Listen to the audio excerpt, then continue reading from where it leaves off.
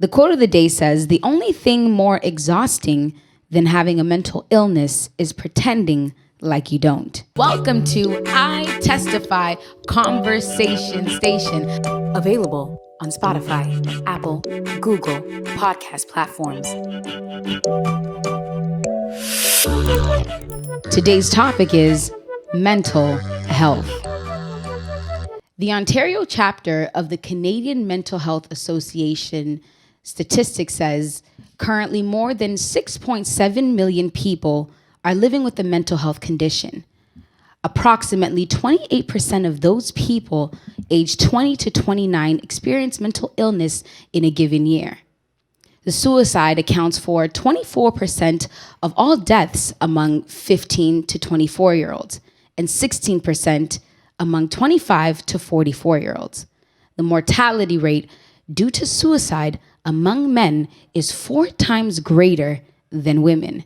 And so today we're discussing mental health with a mental health advocate who will share his mental health journey and how you and I can overcome, a story of inspiration and encouragement. And so it's your girl Mel, and welcome to I Testify Conversation Station. And so we like our special guest to introduce himself. Tell us, what is your name?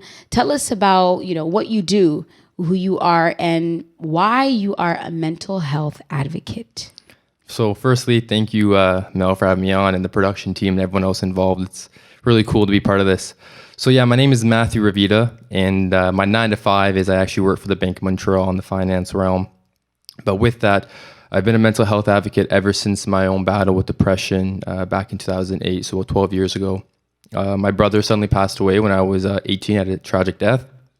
And it was during this time where, going into high school at that time, grade 9 actually, going through all these different types of emotions, I really didn't know how to handle it.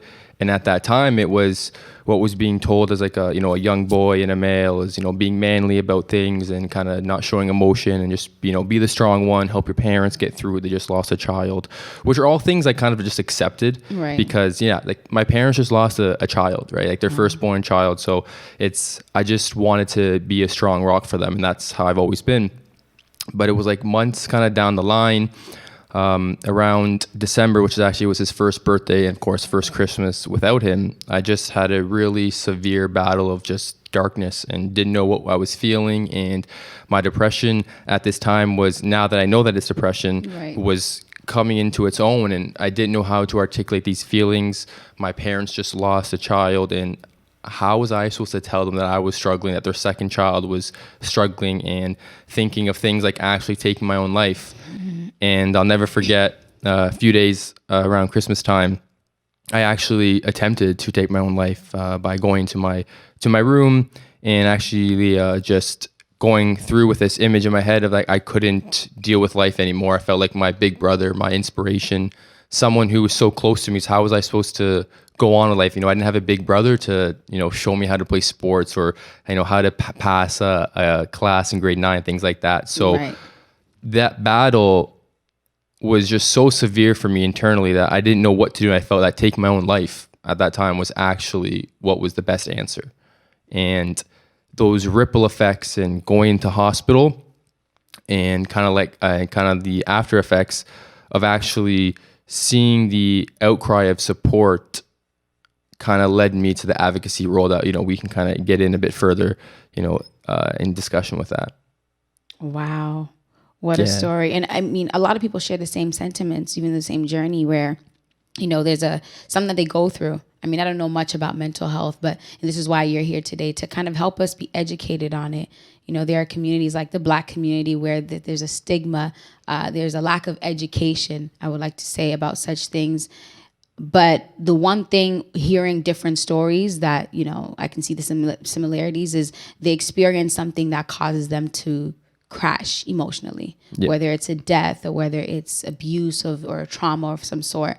And so we want to thank you for taking time out to educate and help young adults. We just shared statistics and we see 28%. I know. When you hear that out loud, you really think like 1/4 of all those deaths are coming from that. Like it's so surreal because I was there, like 14-year-old kid, right? And you're like, that's what I'm thinking of is suicide. Like how can we change that mindset so our generations and the generations coming up, exactly, that's not their first view or that's not their first thought is, hey, I need to take my own life. Wow. So what do you think are some of the reasons why it might be, you know, there might be stigmas against mental health? Like, what do you think is, what is it? Yeah. For me, like personally, when I look back on a lot of it could be education aspect, whether it's, you know, our parents coming up, mental health it was really a taboo subject. There really wasn't mental health resources at the time. And that was 12 years ago where I had my first battle with this. And I feel like we've come night and day since then in mental health and being open about talking about your feelings and your struggles. So that could be one aspect, especially because our parents just aren't familiar with it.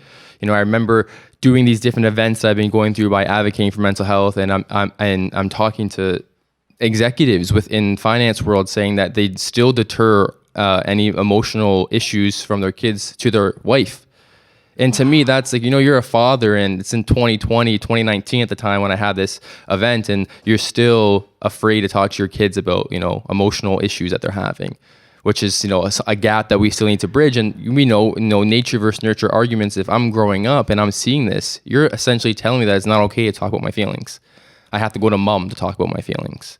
So that's one aspect. You know, we also have social media plays a huge, and we can all attest to that. Oh dear. How social media and the pressures that you get from there, and you're comparing yourself to others, and just cyberbullying, that was never a thing 20, 30, 40 years ago. And all those factors play into what's going on with, you know, the young generation and millennials specifically. The one thing I will give us is that we've actually somewhat changed the mindset of what mental health is, and because we've been more open about it. Exactly. Right? We're openly discussing this, and it helps destigmatize mental health, and is hearing these stories that people are going through. It's bringing it up. Say for me personally, it's talking to my parents, my grandparents who are, you know, came right over here from Italy back in the 30s.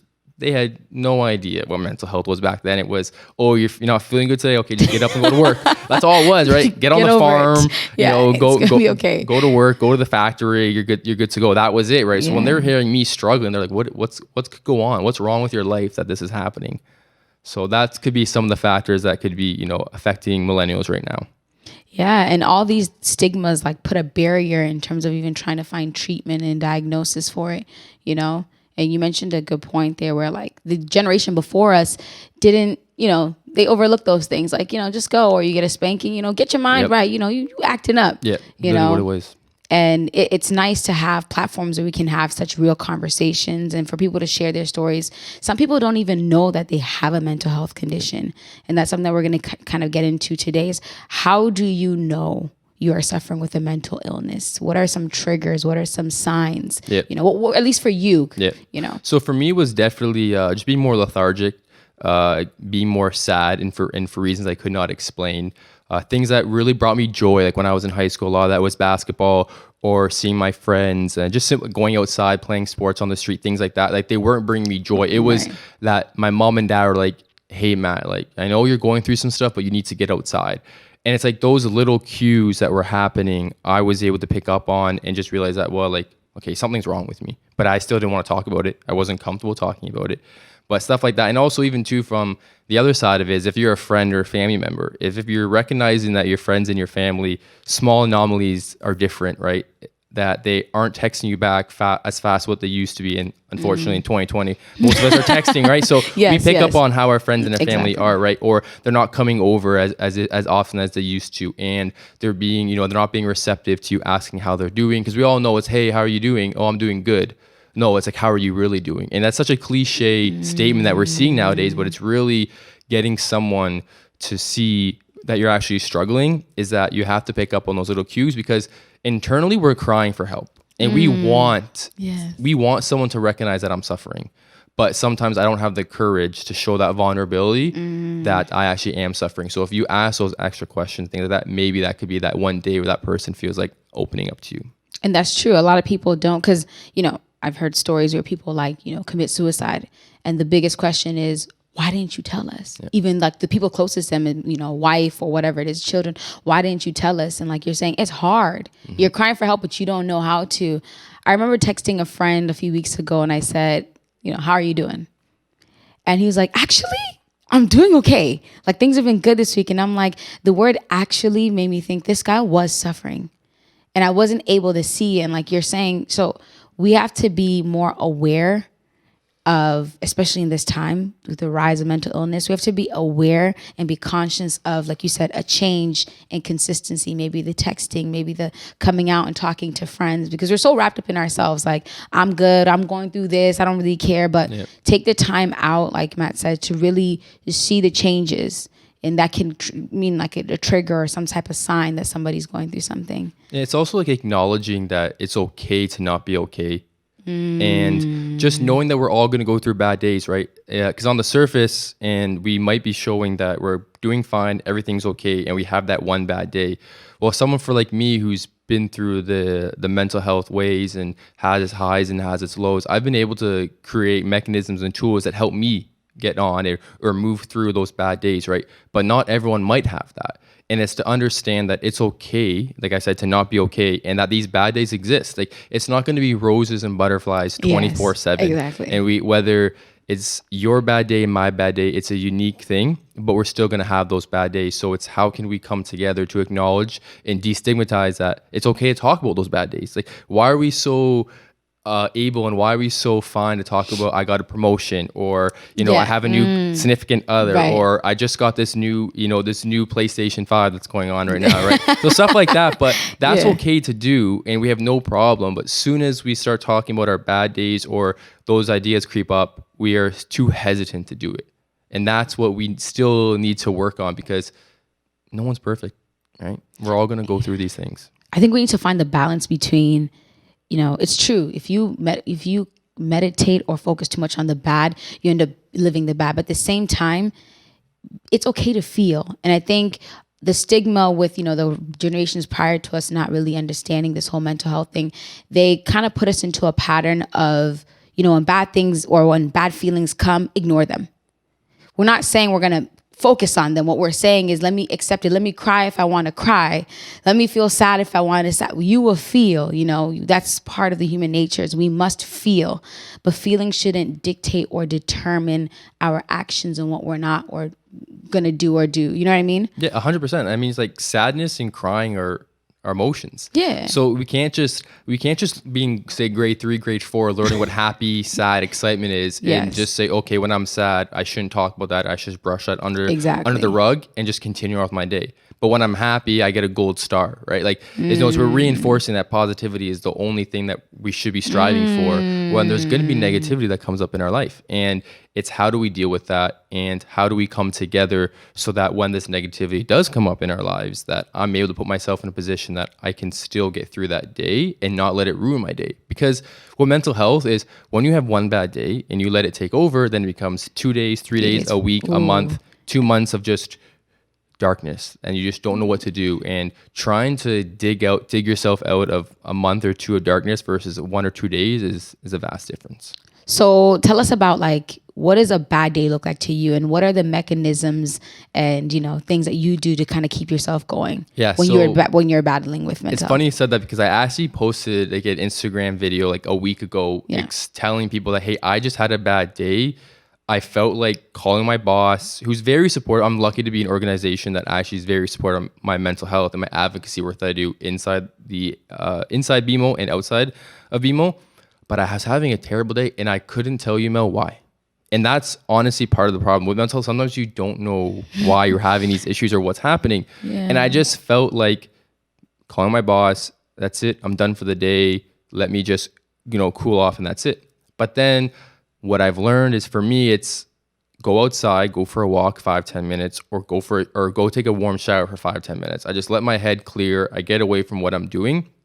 And that's just helpful for me, because I've been able to get to that place where I can do little subtle things like that help change my mindset. And I didn't want depression to win. I haven't had a bad day at that in a while. And again, I couldn't tell you why, but I didn't want depression to win. And that's probably the competitive side of me from playing sports and stuff. But I didn't want it to win, because I know it wants to take over and it wants to have that upper hand over me. And I didn't want it to. So that was what happens to me in my bad days that come up, and I can do little things like that. But I recognize that not everyone is at that position in life yet, right? So it's whether you take stuff from me or, it's people listening to your podcast, listening to you, or people listening to what we do for our podcast, is that hearing these different tools and mechanisms, maybe that can work for you. Maybe it doesn't, but if you attempt it and you find out that maybe it's a strategy that does work for you, then that's something that can help with you moving forward. You said something there that stuck out. I didn't want depression to win. Yep.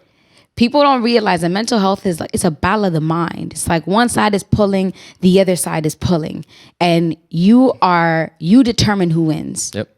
By, I guess, like you said, the things that you do. So let's talk about, what happens in the mind? Like, how do you bring your mind back? What things do you do to bring the mind back? Because I think that's what it is. Like, it's a battle of the mind, It's like good and evil pulling, Yep. What do you do in that moment when it seems like, that depression, that anxiety is almost taking over?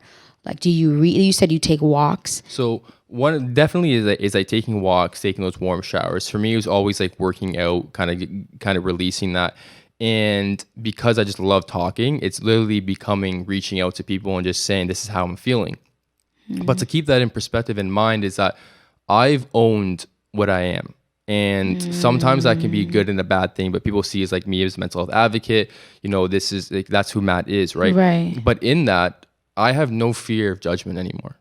I am confident in who I am, what I have to offer. And it might be an extreme view in the sense that if you like me, you'll like me for who I am. If you don't like me, you won't like me for who I am. And I'm just not going to change my perspective towards life on what I'm doing because of someone might else bear judgment, right? And when we do, like we talked about social media, we live in that generation where we try to create this perfect atmosphere and this perfect bubble of ourselves.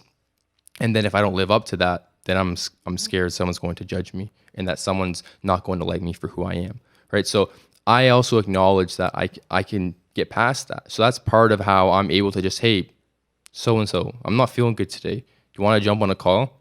Like I can have that, humanization of like, I'm okay to tell you, like vulnerability. If they don't respond, right, then, I call someone else. I call my parents. I call, my girlfriend right now who has been, she's the best. She definitely helps me. She's been a rock. Yeah, she's the rock to get me through a lot of things, stuff like that. So it's being able to be vulnerable in your story and owning it. Wow. You said a lot there, but you said you have to pretty much accept who you are, your nature. And I think a lot of people are not in touch with that because of this whole thing of social media and trying to fit a specific narrative and trying to be in the in and wanting to be these famous vloggers and bloggers. You're trying to pretty much live somebody else's lifestyle or this lifestyle that brings success, but it doesn't make you in touch with who you are, your weaknesses, your strengths. And I think that's really, really important. And part of the reason why a lot of people that I know suffer mental health is based on what people think about them. Not so much accepting who they are, but I am gaining weight because of, I know someone who's suffering mental health because of weight gain, and it's all based on what someone else thinks. They're not obese or anything. They just gain like 10, 15 pounds. I'm like, you look great. And they're like, no, I don't. Yep. I'm not coming out. And it's like, it's a real thing. Like I can't laugh. There's no judgment to it. It's a real thing, but that's because they have this idea that, you got to be slim and fit like Kylie Jenner's, and that's really hard. And that also comes, like you said, that comes with the confidence that you have in yourself, because there's two sides to everything in that sense. The example you brought up, like the Kylie Jenner thing, is that some people can look at that image and be deterred, and like you said, now they think I'm fat and I think negativity about myself. Then there's others who might be at a place where, okay, I mentally know that I can't get there because maybe there's plastic surgery, there's other things going on there might not be attainable, but I'm going to use that as motivation to get to what Matt or what Mel can get physically or mentally. I'm going to use that as motivation that I'm going to work on myself, right? So that is, again, like you said, the constant battle with yourself mentally is, have you been able, like you said, have you been able to accept who you are? Like, does Mel accept who Mel is? And does Matt accept who Matt is? And am I okay with that right now moving forward? And is that going to alter my decisions, the next 5, 10 years, 5, 10 days, if something comes up abruptly? So what do I do? Because we're talking a lot about the person suffering mental illness, but what do I do as the loved one or the friend of somebody struggling with mental illness? When they have these thoughts, when they express to you that I don't feel like I look good, or or people don't like me, what do I say? Like, is there something I can say? Like, what did you want to hear? Because I was speaking to a friend. He said to me, he was going through a divorce at the time, or it was after the divorce. And he said, when I was going through it, there would be days where I look at my phone and I just wish one of my friends could just say, how are you doing? And he said, none of you showed up. He's like, if you had just been like, how are you? I would have been like, I'm good. And I would have gone through it a little bit more, at ease and at peace with the situation. But none of you did that. It's actually like I'm smirking because that topic that you brought is something I've always wanted to actually bring my girlfriend onto our podcast to ask her perspective. I feel it because she would fire away and be like, Matt, you're the most difficult person to deal with when you're having a breakdown or you're having a bad day. But it's that perspective of a loved one that they will notice those small tendencies that changes, right? So that could be a bit different than a friend because, say for instance, like right now, like your girlfriend or your significant other, your fiance or your husband or wife, if you're married to them, you can see those subtle differences. If it's a friend and you're trying to reach out to a friend, the hardest thing is like I said, trying to notice those differences. But if someone is reaching out to you and is willing to be vulnerable and is willing to tell you their story, the best way is you kind of unfortunately need to know who that friend is. So how can they take like tough love, soft love? Do they want questions to be asked? Is be a support, be an ally to them? So it's really, the answer to that, I guess, it really depends on who the person you're talking to. But just be like, okay, it's okay to feel like that. We're all going through certain things in our life. Now, can you tell me more about why you're feeling like this or how you're feeling like this? When did this start? What brings you some type of happiness? And if at that time, they're mostly going to say nothing, right? Yes. Then it's like, okay, hey, where are you right now? Oh, I'm at home. Okay, can I come pick you up? Let's go for a walk. Want to grab a coffee? Want to grab any type of beverage? Want to grab something to eat? It's things like that where it's just showing engagement because like you said, you allude to, I just wanted my friends to say, hey, how are you doing? And like what we were talking about earlier is that we are all who are suffering are crying for help internally, but we just want that one friend, that one family to be like, hey, are you feeling okay? And that could be it where like they just pour their heart out after that. So it's really just the onus is on us to try and if someone does do that, take that for a grain of salt, applaud them for being able to have the strength and courage to come out and kind of share that they're going through some type of struggle. Thank you. I think that would really help a lot of people. It's helping me because you just don't know how to approach. I always be like, God, give me the wisdom to know how to approach different people because like you said, sometimes you do get shut down. And the next thing you know, like someone committed suicide and it's like, I was trying though. Yeah. Like, it's not like I wasn't trying, and they're like, so it's hard. It's hard for both sides, but education is key. And this is what's going to help us to do so. Now let's talk a little more about bullying. That's another thing. We always think of bullying as, something that maybe 13, 12-year-olds suffer with. But a lot of more adults suffer with bullying than children do. And that's probably one of the biggest causes for mental health. Bullying comes in different forms, envy and competition. Then you get other people to isolate someone or, just things like of that nature. We're more manipulative of, the bullying tactics when you're older. But what, again, for the family member, for the friend, what do I do or what can I do to help you, or be there for you in some type of way when you are feeling those things? Yeah. So, and it's unfortunate too, like when bullying happens, like when we talk with adults, because like we talk about this, like when we're kids, like, when like Johnny the bully at school, like why, we're telling our children to stay away from stuff like that. And this bullying happens and we're always telling them, hey, like he must be going or she must be going through something or they must be going through something at home. This is why they're acting out on you because they feel they're bigger, they're stronger, they're intimidating, things like that. But when you get to the adult world, like we're almost all equal in that sense. You won't be going out to fighting someone as you're an adult because you get arrested, you can go to jail, things like that, right? Like there's more ramifications if you do stuff like that and bully like you did in high school, right, or grade school. But the only thing for that is that a lot of that too that I'm seeing where I'm coming from working at the bank is a lot of that's also workplace intimidation and bullying, right? Is using your superiority and your managerial, your executive status to bully younger individuals, right? And that, yep. And it's like and it's true though because you feel consumed in that, you're working in that life and you feel like your creativity, your innovation can't be seen. And someone who comes in with this great idea is then, nope, that idea is terrible, is thrown to the ashes because their manager or someone higher up feels that their idea, isn't worthwhile. And then that's where, again, then that can lead to depression, and then that can lead to, adults taking it out on their children, taking it out on their friends and their family. And then there's that whole cycle and that ripple effect that just continues to go. So we talked about the person who is dealing with mental illness and who may not know it. We talked about the friends, the loved ones who are there support. Now you just touched on people who cause people to have mental health illnesses. And I think we don't talk about that a lot. We don't realize that it's people who cause, it's not just situations, it's people who put people into this field of mental health conditions. We have to be careful what we do at work. How you treat as a manager when you have position, how you treat people has a lot to do with, it affects their personal lives. Yep. It affects them and how they're able to deal with situations and, their loved ones and stuff like that. And so character is everything.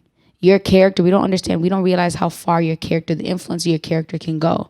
It can destroy or it can uplift. Yep. It can build or it can tear down. And if we talked more about that and focus on a transformation of the heart more, it'd be easy to see people broken and be like, you know what, I'm discerning, I'm seeing it. Let me be there for them, or let me say something. But we're so consumed in ourselves and wanting to be the head honcho at work and wanting to have the best relationships online. Yep. And we live this like fake life, and then we come crashing down. And the world doesn't need that. Well, it's like power, greed, wealth. Like those three things is rule. Power, greed, wealth. Yeah. They just, breed and any industry that you can think of, any society, whether it's a communist, socialist, capitalism, all those type of hierarchies exist. And it's just people are trying to get to that level. And then when you get there, then all those three things just take over, and then you start belittling people. And then when you, like you said, the ripple effect, when you belittle that person, that's going to belittle the next person, who's going to belittle the next person. And it's just a ripple effect. And then now we get this whole thing of mental health related issues that people are stemming from this. And it's like, how do we proceed? How do you want me to be a better person if you're going to make me feel bad? And then now if I'm feeling bad about myself already, and then now you're making me feel bad, again, we're going back and forth. That's just that constant cycle. So my friend was telling me a few weeks ago, she's like, I wish we would treat people with kindness and love before we get to know their stories. Wouldn't that be so easy though? And I wish it was. Like, I wish it could be like the whole old story is never judge a book by its cover, right? But we're always judgmental. Like, we go outside and we could see someone who with cerebral palsy walking down the street looking different, and we'll have a judgment about them. And we don't even know. And that could be the kindest person in the world, and we have no idea because we already passed judgment on them. So like you said, but it's a good point what you said. But how do we now ingrain that in people? Is that now in our generation, when we have children or we have kids, that we have to use that? Because that's where I think that's where our position is, right? Yeah. Is to give our knowledge to kids, and we're still learning, right? Exactly, we're still learning. But it's a good point you brought up, because life would just be so much easier if we could. And like the things with like COVID going on and the social injustices that we've been seeing of 2020, it's really shaping who that true person is. And I'm talking about when you see certain individuals, you thought one thing of them, and now you're seeing other things. Just like, oh, okay, that's how you truly feel. And it's like, oh, I thought we were, your friends, or I thought we were stuff like that, right? So it's a real. I know I'm rambling on there because it's what you brought up is like it's real, and it's just life would be so much easier if we honestly could just treat everyone with some type of respect. But how do we get there? That's the main question. That's what I'm searching for. We try to get there collectively, and that's a hard truth. Yep. But the truth of the matter is, it starts with you. And we miss that. We trying to change the whole world, the whole community. Yeah. Like, come here, y'all move like this. You do the same beat, but we can't because we're all individuals, So when you do it, it's going to influence the people closest to you, your girlfriend, your mom, your dad, your parent, or your friends. Yep. And then they're going to influence their friends, their coworkers, and it just gets bigger and bigger. And so it really starts with you, your character. I read something that said crisis reveals character. The crisis doesn't mold you. The crisis exposes you, And so if we did that, maybe we would have a little more compassion towards people who are dealing with such things. Maybe they wouldn't even get to that place because, you know what I mean? Yeah. So the key here is by eliminating and growing out of the wickedness of our hearts, it probably would change the world. Not just mental illness, but a lot of other things, poverty, a lot of things. A lot of things would be changed by that. You know, but that's part of it too. Sorry, is just like that's why I do what I do in the sense like my mental health advocacy. When you brought that up in the beginning, is that am I sitting here wishing my brother could be alive? Like 1,000%. Would I be sitting here and telling the truth, saying I would have the same outlook on life if my brother didn't die? No.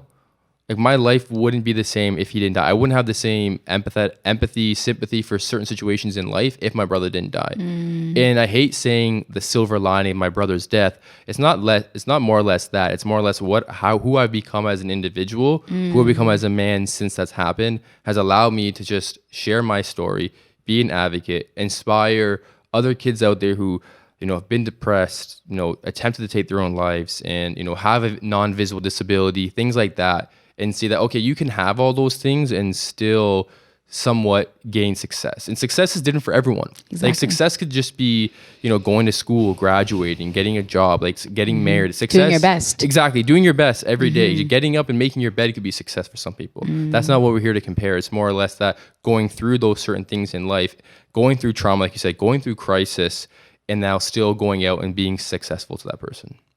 Wow. And you tie it up there because I was about to ask you, you know, tell us more about your advocacy. Yeah. How do you become a mental health advocate? For those who are dealing with mental health, you know, people who suffer with cancer usually end up fighting for, you know, in causes for cancer. So how does one become a mental health advocate? And what is that? Yeah. So for me, it honestly came through with, 4 years after my brother passed away, in that process, I was admitted to actually St. Joe's in Hamilton psychiatric care. I was there for 2 months. When I came out, I lied to everyone about where I was. You know what I mean? Like when we were in high school, it was like, where were you? Oh, I had mono, or I was sick. Right? Like that's what we said. Yeah, I was. That's why I was gone for 2 months. Right? So it wasn't until like 4 years later. You know, I'm in grade 13 at this time, and I just said like, screw it. You know, I am who I am. This is who I'm going to be. This is my story. And I went on Facebook and just poured my heart out. This is what I went through. My brother passed away, suffered depression. I attempted to take my own life. I was admitted into care, all this stuff. And listed my number at the bottom saying, if anyone else is struggling, give me a call, give me a message, whatever it is. From there, I kid you not, I had anonymous phone calls, anonymous text messages, people I did know saying, wow, Matt, like I didn't know that. I thought you were just like some reserved kid who just played basketball, went to school, and that was it, right? Because everyone knew my brother died, but they didn't really know who I was outside of that. Because I didn't really tell any people about what went down, what happened. So on that, I was just like, okay, you know, I'm gonna own this. Like, there's other people suffering. There's other kids suffering, going through depression. And this is like 2012 when I first did this. So 8 years ago. And I did not realize that many people were going through similar things that I did. So through there, I just started sharing my story continuously through social media. I got involved with organizations like Bell Let's Talk. You know, right now I'm actually national ambassador for Kids Health Phones, which is pretty cool. I got that partnership through some fundraising that I did, and they actually saw my story in the Hamilton Spectator. Wow! So yeah, congratulations. Thank you. So I've been doing a lot of stuff with them over the past year, which has been surreal. Led to me a lot of opportunities, put my face in front of other kids and other individuals. But like to your point, the easiest way is social media now. Like I can go on and share my story, and that could inspire someone, like with hashtags now, or the power of us sharing each other's stories or posts. Someone that you know that I wouldn't have known could see my story, could see my video, see my post, see my caption, and be inspired and reach out to me or reach out to someone else, reach out to you. Hey, I saw that, and you know, I'm actually not feeling that well. You know, I'm not doing that well. I'm kind of, you know, in a place where I need some help. And then that it can be as simple as that. Simple if you're ready for it, right? Like sharing yourself on social media and talking about that to be an advocate isn't for everyone, but you're not trying to be a celebrity. You're actually trying to help and inspire. 100%. It's not a fake life. This is real life. And that's just like when you do that, you're open to everything now. Because all my life's out there. I'm completely open about what I do, what I've been through, and you have to be kind of ready for that too. And you have to be ready for people who are going to look at you differently. Whether you know, like it's going to happen. Wow, we want to thank you, like from the bottom of our hearts, and the viewers, for coming out and pretty much just laying it all out. It's not easy to share your story. Yeah. But someone said, you share your story, you free yourself and you free others. 100%. And I remember you sent me a message this week and you're like, we are doing, what is it called? Righteous? It says righteous acts. Yep. And I was like, wow, that's it. Righteous acts. Yep. That's what it's about. It is. And if you could put that little dent into the world, it will, it's like a rock you throw into a lake. Exactly. It expands, And so we want to thank you once again for coming out.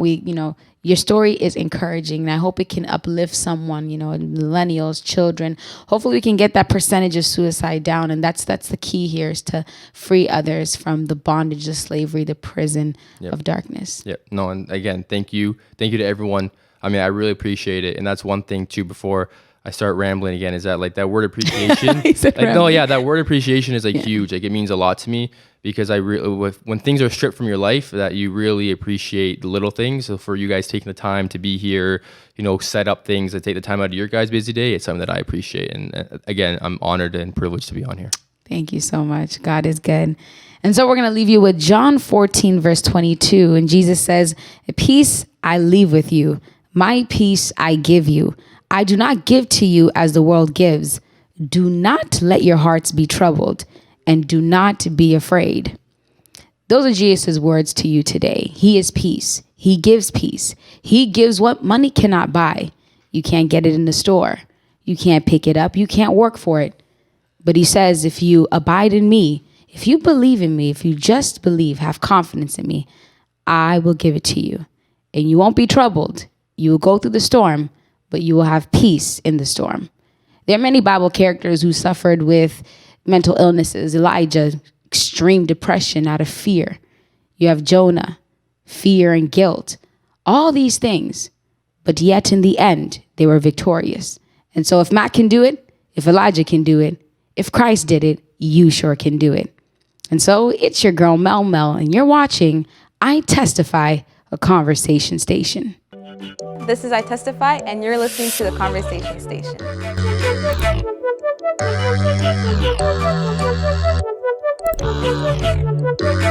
Available on all podcast platforms.